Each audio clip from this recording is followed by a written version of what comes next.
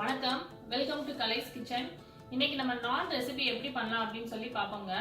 பொதுவாக நான் வந்து அவன் இருந்தால் தான் செய்ய முடியும் அப்படின்னு சொல்லி நம்ம நினைப்போம். பட் அப்படி இல்லைங்க. இன்னைக்கு வந்து தவால எப்படி நான் செய்யலாம் அப்படின்னு சொல்லி நான் உங்களுக்கு காமிக்கிறேன். உங்களுக்கு ஒரு சாம்பிளுக்கு வந்து ஒரு பிளெயின் பட்டர் நானும் கார்லிக் நானும் எப்படி செய்யலாம் அப்படின்னு சொல்லி நான் உங்களுக்கு காமிக்கிறேன். வாங்க இப்போ எப்படி பண்ணலாம்னு சொல்லி பார்ப்போம். இப்போ நம்ம நான் செய்கிறதுக்கு மாவு ரெடி பண்ணுவோம். ஸோ அந்த மாவுக்கு ஈஸ்ட் மிக்சர் வந்து நம்ம ப்ரிப்பேர் பண்ணிக்கணுங்க. அதுக்கு வந்து ஒரு பவுலில் வார்ம் வாட்டர் எடுத்திருக்கேன். அதில் 1/2 table spoon east, 1 table spoon sugar, இது ரெண்டையும் போட்டு நல்லா மிக்ஸ் பண்ணிக்கோங்க. இதை வந்து ஒரு 5 மினிட்ஸ் ரெஸ்ட் பண்ணுங்கள். அப்போ தான் ஈஸ்ட் வந்து நல்லா மல்டிப்ளை ஆகும். அதுக்கப்புறம் இந்த மாதிரி ஒரு பவுல் எடுத்துக்கோங்க. மைதா 2 கப்பு, உப்பு தேவையான அளவு, அப்புறம் நம்ம கலந்து வச்சுருக்க அந்த ஈஸ்ட் அண்ட் சுகர் கலவையை இதோட சேர்த்து ஆட் பண்ணிக்கோங்க. அதுக்கப்புறம் கொஞ்சம் கொஞ்சமாக நீங்கள் வார்ம் வாட்டரை ஆட் பண்ணி ஒரு சாஃப்ட் டவ்வாக நீங்கள் வந்து மாவை வந்து நல்லா ப்ரிப்பேர் பண்ணிக்கணும். கொஞ்சம் கொஞ்சமாக தண்ணி ஊற்றிக்கோங்க. முதவே நிறையா ஊற்றிடாதீங்க. நான்க்கு வந்து கொஞ்சம் மாவு வந்து சாஃப்டாக தாங்க இருக்கணும். ரொம்ப டைட் டோவாக பண்ணிடாதீங்க. கொஞ்சம் சாஃப்டான டோவாக தான் நீங்கள் ப்ரிப்பேர் பண்ணிக்கணும். அப்போ தான் நான் வந்து சாஃப்டாக இருக்கும். இந்த மாதிரி ஒரு கவுண்டர் டாப்பில் நீங்கள் மாவு வந்து நல்லா பிணைஞ்சிக்கோங்க.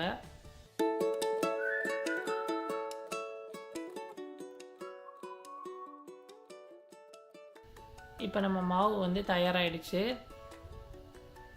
இதை வந்து திரும்ப ஒரு பவுலுக்கு மாற்றி ஒரு பிளேட் வச்சு நீங்கள் கவர் பண்ணிவிட்டு 2 ஹவர்ஸ் வந்து நல்லா ரெஸ்ட் பண்ணிடுங்க. இப்போ நம்ம கார்லிக் நானுக்கு தேவையான அந்த கார்லிக்கையும் அந்த கொரியாண்டர் மிக்சரையும் நம்ம ரெடி பண்ணிக்குவோம். அதுக்கு வந்து பூண்டை வந்து நீங்கள் என்ன பண்ணோம் அப்படின்னா, பாதி பூண்டை வந்து நீங்கள் கிரேட் பண்ணிக்கோங்க. கேரட் சீவுறதுல கிரேட் பண்ணிக்கோங்க. பாதி பூண்டை வந்து நீங்கள் பொடி பொடியாக நறுக்கிக்கோங்க. அதோடு சிறிதளவு கொத்தமல்லி இலைகளையும் சேர்த்து இந்த மாதிரி ஒரு பவுலில் வந்து நல்லா கலந்து வச்சுக்கோங்க. இப்போ நம்ம 2 மணி நேரம் ஆயிடுச்சுங்க. இப்போ பார்த்தீங்களா மாவு வந்து எவ்வளோ சாஃப்டாக இருக்குது பார்த்தீங்களா?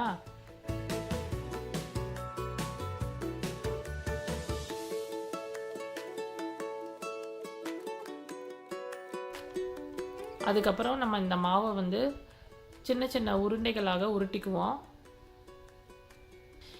இப்போ நம்ம எடுத்துருக்க 2 கப் அளவு மாவுக்கு 6 நான் வந்து நம்ம செய்ய முடியுங்க. மாவை பிரித்ததுக்கப்புறம் நீங்கள் இந்த மாதிரி உங்கள் 2 கைகளுக்கு நடுவில் வச்சு நல்லா உருட்டிக்கோங்க.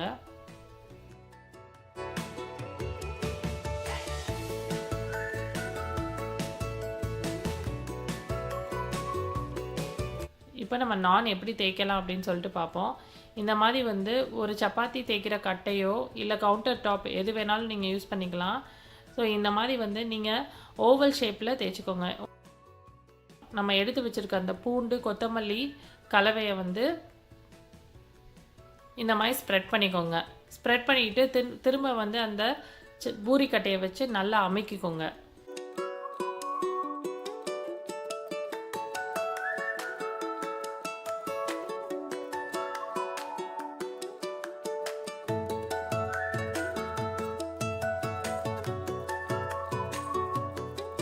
ஸோ இந்த மாதிரி வந்து பின் பக்கத்தில் இந்த மாதிரி தண்ணி வச்சு நல்லா தடவிக்கோங்க. இப்போ நம்ம தண்ணி தேய்ச்சிருக்கோம் இல்லையா, அந்த பக்கத்தை வந்து நீங்கள் தவால போட்டுருங்க.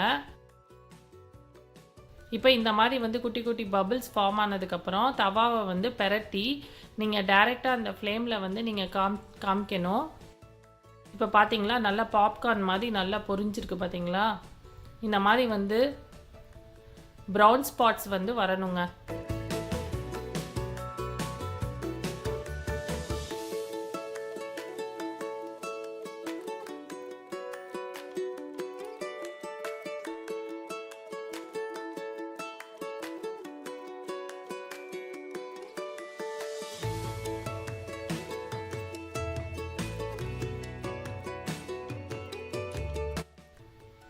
சப்போஸ் இந்த மாதிரி தவா இல்லாதவங்க நீங்கள் வந்து ஃபுல்கா சப்பாத்தி போடுவீங்க இல்லையா, அந்த கிரில்லையும் நீங்கள் போட்டுக்கலாங்க. நான் அதையும் செஞ்சு காமிக்கிறேன்.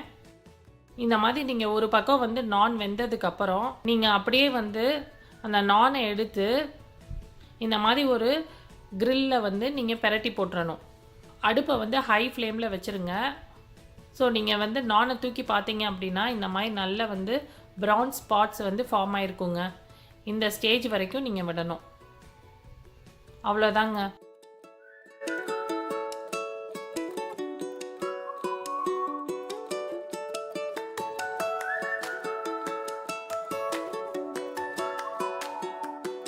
இந்த ரெசிபி உங்களுக்கு பிடிச்சிருந்ததுன்னா இந்த வீடியோக்கு லைக் பண்ணுங்க, ஷேர் பண்ணுங்க, கமெண்ட் பண்ணுங்க. நம்ம சேனலுக்கு மறக்காம சப்ஸ்கிரைப் பண்ணிருங்க. நன்றி.